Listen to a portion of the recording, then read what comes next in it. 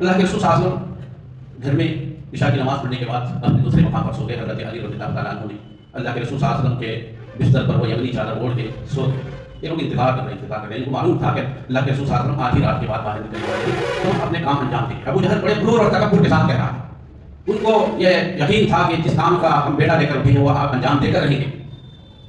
اور اسی غرور کے بل بوتے پر وہ اس نے بیان کیا کہ یہ محمد صلی اللہ علیہ وسلم کہا کرتا تھا کہ میری بات مان لو تو عرب و عجم تمہارے تابع ہو جائیں گے. عرب و عجم کے تم بادشاہ بن جاؤ گے, حکمران بن جاؤ گے, اور تم کو وہ مدین جیسی جنتی ملے گی مرنے کے بعد.